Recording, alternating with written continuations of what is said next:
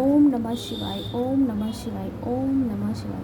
मोक्षदायक पुण्य क्षेत्रों का वर्णन। काल विशेष में विभिन्न नदियों के जल में स्नान के उत्तम फल का निर्देश तथा तीर्थों में पाप से बचे रहने की चेतावनी। सूत जी बोले, विद्वान एवं बुद्धिमान महर्षियों, मोक्षदायक शिव क्षेत्रों का वर्णन सुनो। तत्पश्चात मैं लोक रक्षा के लिए शिव संबंधी आगमनों का वर्णन करूँगा। शिव संबंधी आगमनों का वर्णन करूंगा। पर्वत, वन और कानों सहित इस पृथ्वी का विस्तार 50 करोड़ योजन है। भगवान शिव की आज्ञा से पृथ्वी संपूर्ण जगत को धारण करके स्थित है। भगवान शिव ने मूल भूतल पर विभिन्न स्थानों में वहाँ के निवासियों को कृपा पूर्वक मोक्ष देने के लिए शिव क्षेत्र का निर्माण किया है। कुछ क्षेत्र ऐसे हैं जिन्हें देवताओं तथा ऋषियों ने अपना वास स्थान बनाकर अनुग्रहित किया है, इसलिए उनमें तीर्थ तत्व प्रकट हो गया है। तथा अन्य बहुत से तीर्थ क्षेत्र ऐसे हैं जो लोगों की रक्षा के लिए स्वयं प्रादुर्भूत हुए हैं। तीर्थ और क्षेत्र में जाने पर मनुष्य को सदा स्नान, दान, जप आदि करना चाहिए, अन्यथा वह रोग, दरिद्र तथा मूर्खता आदि दोषों का भागी होता है। जो मनुष्य इस भारतवर्ष के भीतर मृत्यु को प्राप्त होता है, वह अपनी पुण्य के फल से ब्रह्मलोक में वास करके पुण्य क्षय के पश्चात पुण्य मनुष्य योनि में ही जन्म लेता है। पापी मनुष्य पाप करके दुर्गति में ही पड़ता है। ब्राह्मणों पुण्य क्षेत्र में पाप कर्म किया जाए तो वह भी दृढ़ हो जाता है। अतः पुण्य क्षेत्र में निवास करते समय सूक्ष्म से सूक्ष्म अथवा थोड़ा सा भी पाप ना करें। सिंधु और सतलज नदी के तट पर्वत बहुत से पुण्य क्षेत्र हैं। सरस्वती नदी परम पवित्र और 60 मुख वाली कही गई है, अर्थात उसकी 60 धाराएं हैं। विद्वान पुरुष सरस्वती के उन धाराओं के तट पर निवास करें तो वह क्रमशः महाप्रद पाल लेता है। हिमालय पर्वत से निकली हुई पुण्य सलीला गंगा 100 मुख वाली नदी है।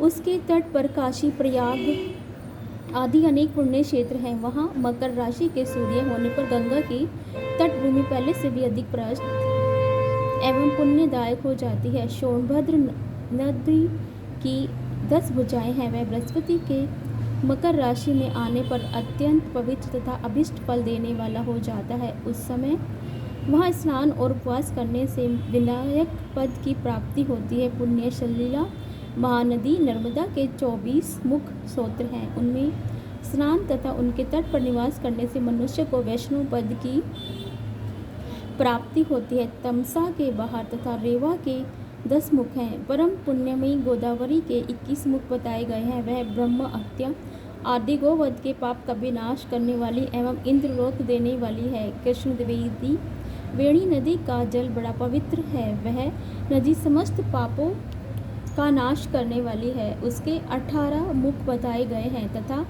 वह विष्णु लोक प्रदान करने वाली है।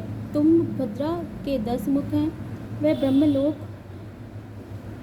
देने वाली है। पुण्य सलीला स्वर्णमुखी के 9 मुख कहे गए हैं। ब्रह्मलोक से लौटे हुए जीव आदि के तट पर जन्म लेते हैं। सरस्वती नदी, पंपा सरोवर, कन्याकुमारी, अंतरीप तथा शुभकारक श्वेत नदी ये सभी पुण्य क्षेत्र हैं। इनके तट पर निवास करने से इंद्रलोक की प्राप्ति होती है।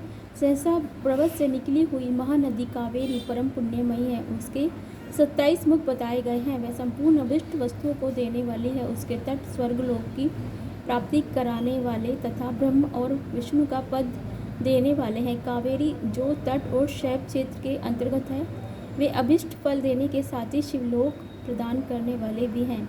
नैमिषारण्य तथा बद्रीनाथ श्रम में सूर्य और बृहस्पति के मेष राशि में आने पर यदि स्नान करें तो उस समय वहाँ किए हुए स्नान पूजन आदि को ब्रह्मलोक की प्राप्ति कराने वाला जानना चाहिए। सिंह और कर्क राशि में सूर्य की संक्रांति होने पर सिंधु नदी में किया हुआ स्नान तथा केदार तीर्थ के जल का पान व स्नान ज्ञानदायक माना गया है। जब बृहस्पति सिंह राशि में स्थित हो उस समय सिंह की संक्रांति से युक्त भाद्रपद मास में यदि गोदावरी जल में स्नान किया जाए तो वह शिवलोक की प्राप्ति कराने वाला होता है। ऐसा पूर्व काल में स्वयं भगवान शिव ने कहा था। जब सूर्य और बृहस्पति कन्या राशि में स्थित हों तब यमुना और सोनभद्र में स्नान करें। वह स्नान धर्मराज तथा गणेश जी के लोक में महान भोग प्रदान करने वाला होता है। यह महर्षियों की मान्यता है। जब सूर्य और बृहस्पति तुला राशि में स्थित हो उस समय कावेरी नदी में स्नान करें। वह स्नान भगवान विष्णु के वचन की महिमा से संपूर्ण अभिष्ट वस्तुओं को देने वाला माना गया है। जब सूर्य और बृहस्पति वृश्चिक राशि पर आ जाएं तब मार्गशीर्ष के महीने में नर्मदा में स्नान करने से श्री विष्णु लोक की प्राप्ति हो सकती है।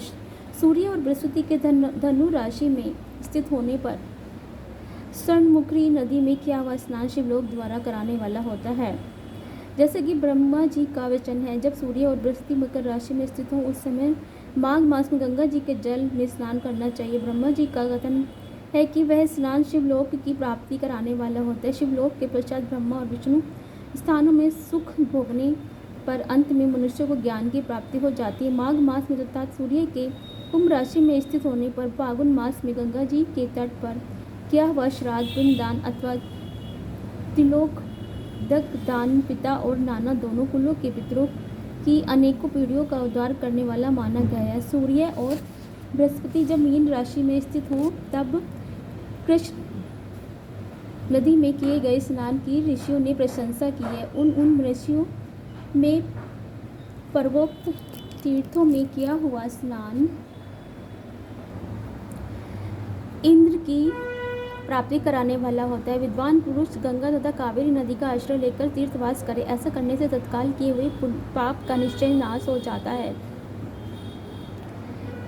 रुद्र लोक प्रदान करने वाले बहुत से ताम्रपर्णी और वेगवती दोनों नदियां ब्रह्मलोक की प्राप्ति रूप फल देने वाली हैं। इन लोकों के तट पर कितने ही स्वर्गदायक क्षेत्र हैं। इन दोनों के मध्य में बहुत से पुण्यप्रद क्षेत्र हैं। वहाँ निवास करने वाला विद्वान पुरुष वैसे फल का भागी होता है। सदाचार, उत्तम वृत्ति तथा सद्भावना के साथ मन में दया भाव रखते हुए विद्वान पुरुष को तीर्थ में निवास करना चाहिए, अन्यथा उसका फल नहीं मिलता। पुण्य क्षेत्र में किया हुआ थोड़ा सा भी अनेक प्रकार से वृद्धि को प्राप्त होता है तथा वहाँ किया हुआ छोटा सा भी पाप महान हो जाता है। यदि क्षेत्र में रहकर ही जीवन बिताने का निश्चय हो तो पुण्य संकल्प से